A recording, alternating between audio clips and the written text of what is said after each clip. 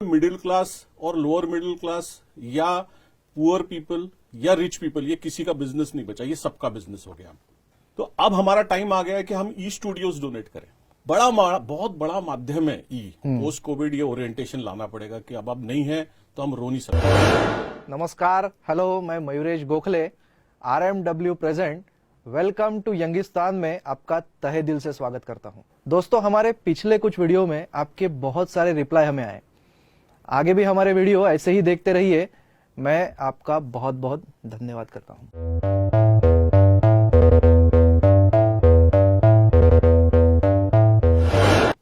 आज का जो हमारा टॉपिक है वो है post covid future of learning. कोविड-19 मतलब कोरोना डिसीज। इस कोरोना डिसीज ने हमारे पूरे देश में आतंक मचा रखा है और इसे रोकने के लिए लॉकडाउन लगाया गया। अब इस लॉकडाउन की वजह से अगर सबसे ज्यादा कोई अफेक्ट हुआ है तो वो है हमारी शिक्षण प्रणाली, शिक्षण व्यवस्था।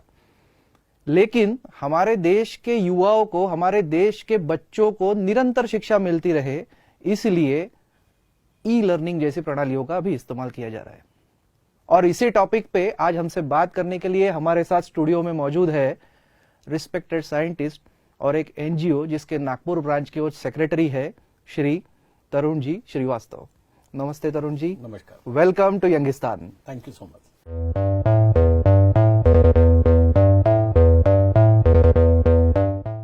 ये जो ई लर्निंग प्रणाली है, जो ई लर्निंग का अभी जो एक व्यवस्था बनी हुई है, अपर मिडिल क्लास और रिच क्लास में ये एडजस्ट हो जाती है। ये लोग अवेयर होते हैं, फैमिलियर है ये सिस्टम से। लेकिन लोअर मिडिल क्लास में थोड़ा सा दिक्कत जा रही है। तो ये ई लर्निंग व्यवस्था जो है ये फिजिबल है क्या? ये अल्टरनेटिव एजुकेशन सोर्स हो सकता है?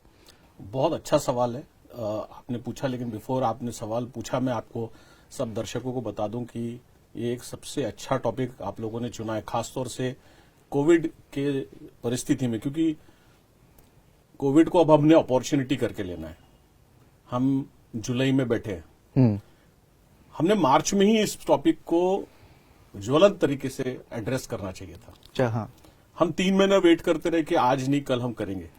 और क्या ये टॉपिक सिर्फ रिच लोगों का है? नहीं, ये कॉमन मैन का है। ये परसेप्शन टूट गया।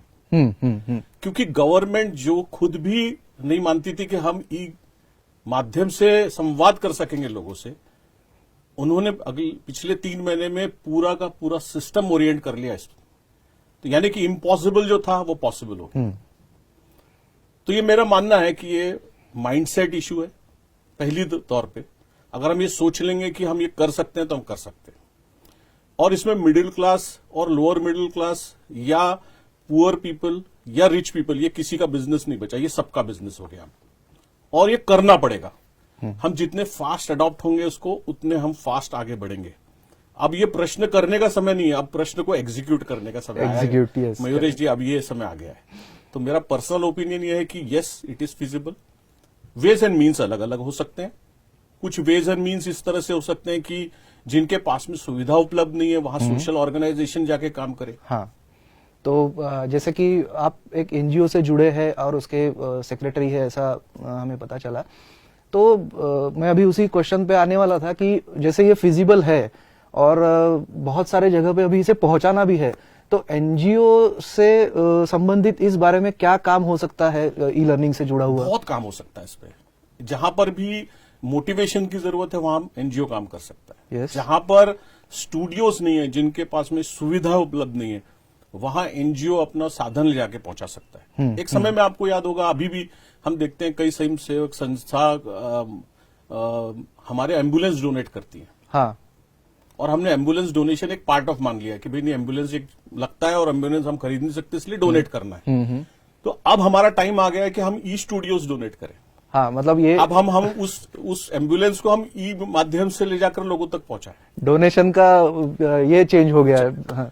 अगला लेवल आ जाएगा कि आप के पास में ओल्ड लैपटॉप्स हैं। हमारे कई मोबाइल्स ऐसे हैं जो हम चेंज कर लेते हैं और वो रीयूजेबल भी नहीं बचते, लेकिन वो बेसिक वीडियो शो करने के काम आ सकते हैं। एग्जैक्टली। तो एक हम नई पहल कर सकते हैं जहां पर ओल्ड लैपटॉप्स, वीडियोस, और कुछ लोग नए भी दे सकते हैं। कई लोगों के पास में कॉर्पोरेट सोशल रिस्पॉन्सिबिलिटी के तहत में पैसा होता है, मतलब अभी इस माध्यम से जरिए हम दर्शकों को ये भी कह सकते हैं कि डोनेशंस जरूरी नहीं है कि आप पैसे में ही देना चाहिए। ये जो अभी हमारे सामने परिस्थिति आई है, तो आप आपके पुराने, आपने जैसे कहा कि पुराने लैपटॉप या ऐसे ही कोई चीजें वो भी डोनेट कर सकते हैं, ये काम कर सकते हैं। प्लस आपके पास में खुद आपके आप नॉलेज है, आप इस नॉलेज को बांट सकते हैं ई लर्निंग के माध्यम Yes. से। आप बहुत एक्सपर्ट किसी चीज फील्ड में, आप अपने वीडियोस बनाइए और उस वीडियोस को लोगों को दिखाइए, समझाइए। ये अवेयरनेस के भी वीडियोस हो सकते हैं, एजुकेशनल वीडियोस हो सकते हैं। करेक्ट। बहुत बड़ा माध्यम है ई। यस, मतलब काफी सारी ऐसी चीजें हैं जो इसमें आगे एनजीओ के थ्रू, लेकिन एक थोड़ा सा और मैं अभी जो आप कह रहे थे उसमें मुझे पता चला कि हमारे देश में अभी भी ऐसे बहुत इंटीरियर पार्ट्स है जहां के लोगों को लैपटॉप या एंड्रॉयड फोन या जैसे कि हम टैब यूज करते हैं, इन्हें नहीं मालूम, और अगर मालूम भी है तो वहां शायद सुविधाएं नहीं है। तो एनजीओ से हम लोग वहां तक पहुंचने के लिए क्या कर सकते हैं? ये अगेन मैं बताया, ये सब को हमको रीओरिएंट करना पड़ेगा। पोस्ट कोविड ये ओरिएंटेशन लाना पड़ेगा कि अब नहीं है तो हम रो नहीं सकते, अब हमको लाना है। हाँ। तो मैंने एक सक्सेस स्टोरी सुनी है कि जैसे हमारे शहरों में स्टूडियोज होते हैं जहां पिक्चर्स दिखाए जाते हैं, और वो पीवीआर्स और बड़े स्टूडियोज होते हैं जहां पर लोग लग्जरी फिल्म्स देखते हैं, ऑडियो विजुअल इफेक्ट अच्छा होता है। तो एक कंपनी है जिसने 150 बसेस बनाई है जो स्टूडियो गांव में जाकर क्रिएट करता है। अच्छा। और वो पिक्चर दिखाता है, ऐसा लगता है जैसे आप कहीं शहर में कोई बड़े मॉल में बैठ के पिक्चर देख रहे हैं। मतलब जो शहर का जो वातावरण जो कुछ उन्हें मिल रहा है वो वहां उनको बस में वो दिखा रहा है सारा, इसमें वो पूरा रिक्रिएट करता है। क्या बात, क्या बात। तो क्या जब वो कर सकते हैं तो क्या हम ई लर्निंग के क्लासेस को इस तरह से नहीं क्रिएट कर सकेंगे? Yes, correct. It's a matter of reorienting how quickly we do. हमको कितने जल्दी रीओरिएंट करना है सब्जेक्ट पे। गवर्नमेंट की स्कीम्स के थ्रू कई पंचायत तक हमारा ब्रॉडबैंड वगैरह पहुंच गया है, तो क्या वो वहां पर हम एक छोटे स्टूडियोज बना के स्कूल की शुरुआत करें ताकि लोग वहां जाकर कम से कम नेट कनेक्शन ले सके वहां पर? तो बहुत पॉसिबिलिटी। अब ये देश वो देश नहीं रहा, अब बढ़ गया ये। अच्छा, अब आगे बढ़ गए हम। Yes yes. आप सोच नहीं सकते, वहां कनेक्टिविटी है, कनेक्टिविटी इशू नहीं रहा, टेक्नोलॉजी इशू नहीं रहा, तो इशू क्या है? मैन पावर इशू नहीं है, तो फिर इशू क्या है? माइंडसेट है। माइंडसेट है, करेक्ट। अब हमको इसको ये एक्सेप्ट करो कि हम कर सकते हैं। Yes. और आगे बढ़ो। कोविड को एक अपॉर्चुनिटी हमने सोचना चाहिए। मैं देख रहा हूं कि कई बार निगेटिविटी थोड़े से कुछ लोग रहते हैं जो ऐसी बातें करते हैं, लेकिन सर से बात करने के बाद अभी एक लग रहा है कि नहीं, ये तो हमारे भारत देश के लिए शायद बहुत अच्छा रहेगा कि इसके आगे जो हम करने वाले हैं ये सही में हम महासत्ता बनेंगे। सर, कल हम लोग बात कर रहे थे तो उस वक्त में आपने कुछ एक ई यूनिवर्सिटी के बारे में मुझे कुछ बताया था कि थोड़ा सा उसमें भी कुछ है, तो ये एग्जैक्टली क्या है? हमारे दर्शक भी जानना चाहेंगे कि एग्जैक्टली ये क्या कंसेप्ट है ई यूनिवर्सिटी। अब सारी प्रणाली विदेशों में तो कई सालों से उन्होंने ई पे शिफ्ट कर दी है। इंडिया ने भी कई ऐसे पोर्टल्स हैं जिसमें आप स्वयं, एक पोर्टल है जहां पर आप जाकर ऑनलाइन पढ़ सकते हैं और यूनिवर्सिटी के समान एग्जाम दे सकते हैं। तो ये प्रणाली अब इंडिया में आनी ही पड़ेगी। जैसे स्कूल और कॉलेजेस दिखते हैं वैसे कॉलेजेस और स्कूल दिखेंगे नहीं।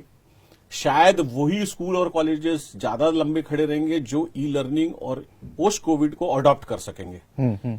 और ऐसे प्रणाली को न केवल वो रिस्ट्रिक्ट करेंगे अपने एरिया में स्कूल के बच्चों को पढ़ाने के लिए, पर हो सकता है कि ये बच्चे इंटरनेशनल, इंटरसिटी या कोई भी लेवल के हो सकते हैं। तो जिसका कंटेंट सबसे अच्छा होगा, हाँ, वो सबसे ज्यादा चलेगा। तो बिजनेस के लिए भी एक अच्छी अपॉर्चुनिटी है कि इसको आप रीओरिएंट करके करें।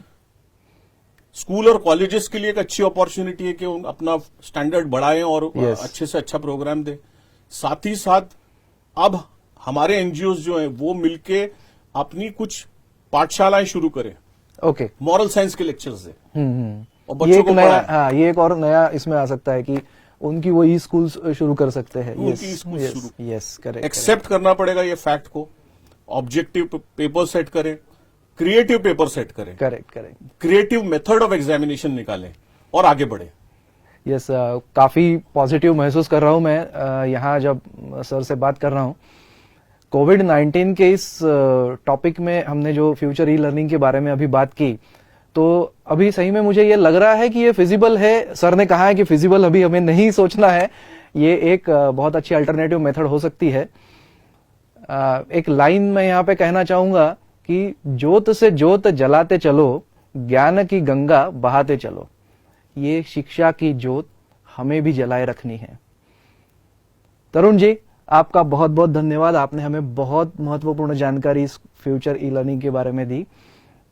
दोस्तों, ऐसे ही नए विषय को, नए टॉपिक को लेकर हम फिर आपके सामने हाजिर होंगे। देखते रहिए RMW present. Welcome to Youngistan.